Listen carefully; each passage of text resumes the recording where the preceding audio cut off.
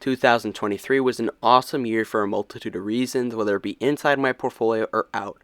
But today we're going to be ending 2023 on a high note. As per usual for the last 2.5 years, every month I show my buys, sells, dividends received, lessons learned, and so much more.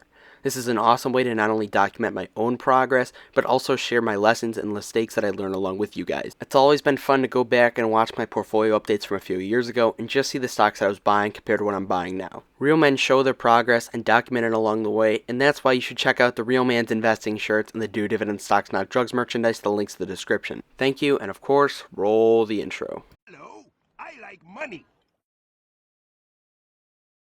Currently, my portfolio value is sitting near an all-time high at a current value of $21,282.86.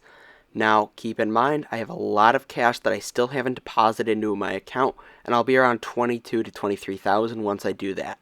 I've been really patient with my cash position so far, and that's one of the areas I'm really proud of this year and how I've grown as an investor. It's really crazy how fast sentiment can change amongst investors, and especially when stocks go up. But unfortunately, I haven't really found any crazy discounts, and my buying has definitely been limited.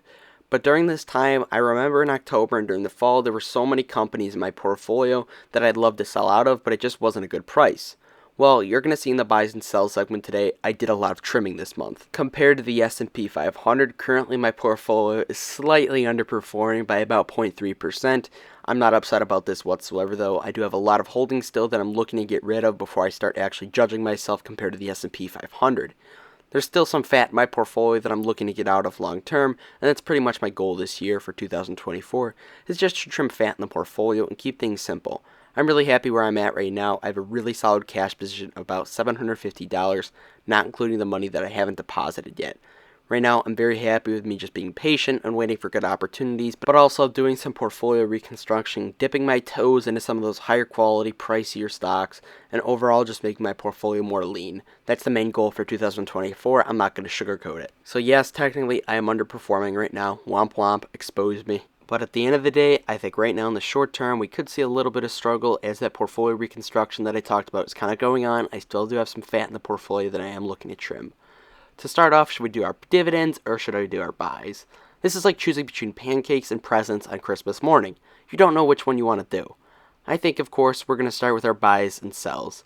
We'll save the good stuff for later. Alright, so as I mentioned, my cash position has pretty much remained the same throughout the entire month, and I've even grown it. Currently, we're at $752 in cash. Still, that isn't with the money deposited, so I'm very happy where my cash position is at. As I've said for like the 8th time this video, it's the main takeaway that I'm taking away this month. I'm very happy. I feel in the past, if I would have got cash, it would have been gone. You know, I do $150 deposit. Next 2 days, it would be gone. I would have spent it on some stocks. Combine me with having access to fractional shares finally, and also being a lot more patient with some of the stocks that I'm buying, I'm in a really good spot. So this month has really been about portfolio reconstruction, trimming the fat, and adding more lean stuff in my portfolio that I can envision myself holding for 50, 60, 70 years. To start off, I sold all of my Johnson & Johnson dividends and fractional shares that I own in the portfolio. Came out to about $37. That was just trimming the position. I got out at a decent price, about flat on that. Then I put all that money right back into Starbucks at $96.47. Just that's portfolio reconstruction right there. Very happy with that. Then I sold 2 shares of Coca-Cola at $59, an 8% gain. Very happy to trim out of Coca-Cola at some solid gains. Then I sold 1.14 shares of UPS, and that exited me out of my UPS position entirely. Now, I came out flat on the UPS position, including the dividends that I had received over the years, so thank you to UPS, thank you for your service in the portfolio. I don't think UPS is a horrible company whatsoever, but I think there's a lot better options in my portfolio at the moment, where I could just reallocate the money at a decent price.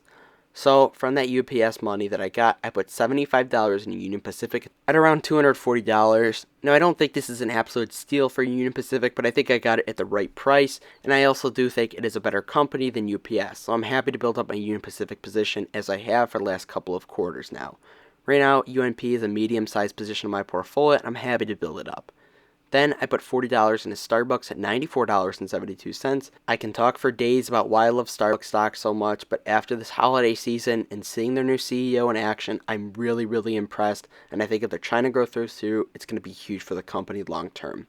So I was happy to add more Starbucks at a fair price in my opinion.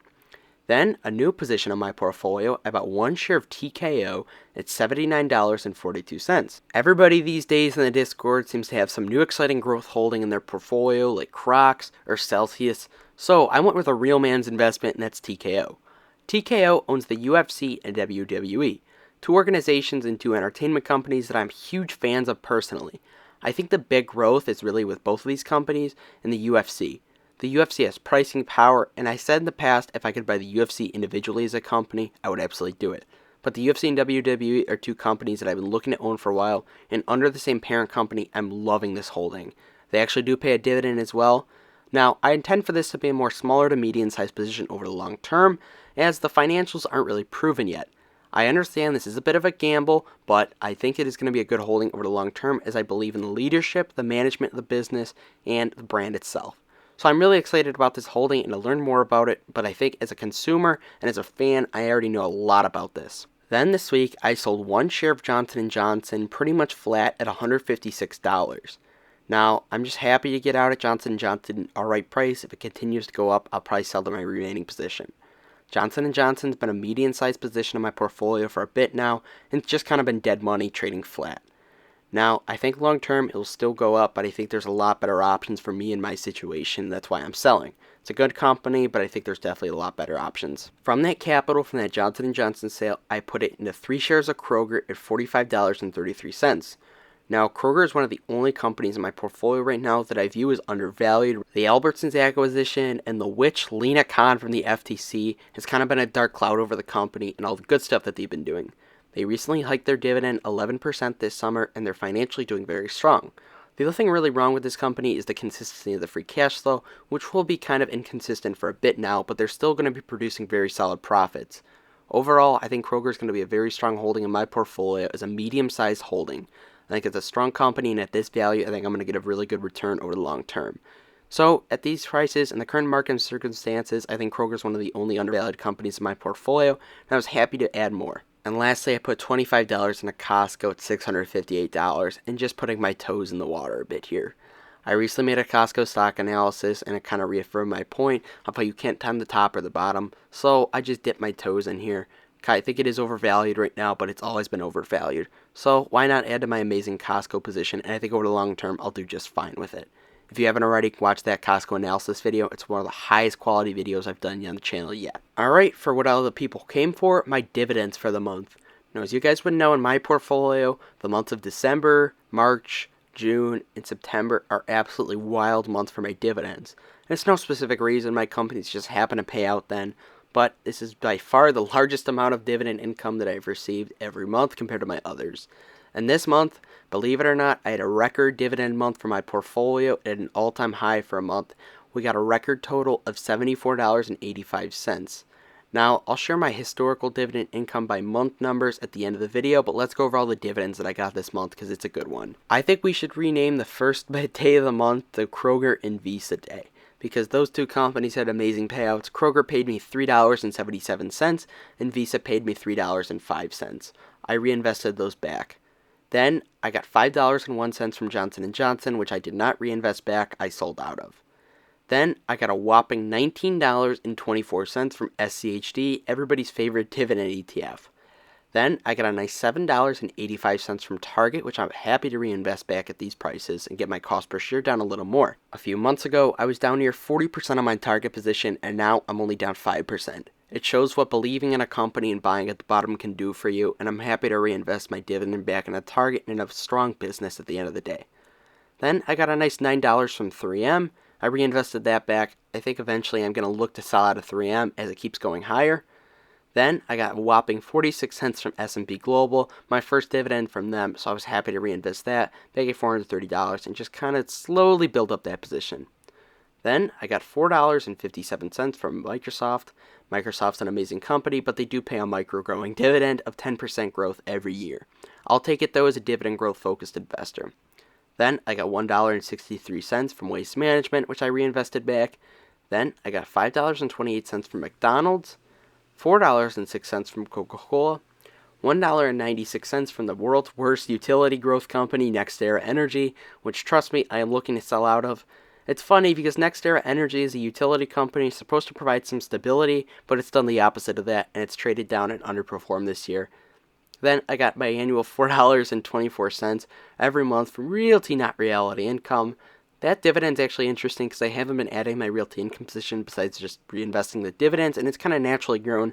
I remember it was at $4.20 a couple months ago, so I was happy to see the dividend snowball go into effect there. Then I got $1.11 from Texas Roadhouse. Texas Roadhouse is one of the smaller positions in the portfolio at the moment, and unfortunately, I was hesitant and stupid, and I didn't buy in the $90 range, and it's traded up to $125 since then.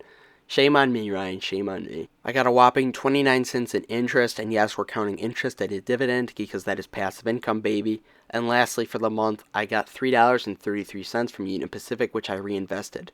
So overall, this was a record-breaking month for my dividend income, and I'm very happy where my portfolio is at the moment. Hopefully next December, I'll be receiving $100 in dividend income, which would be an awesome milestone to have for 2024.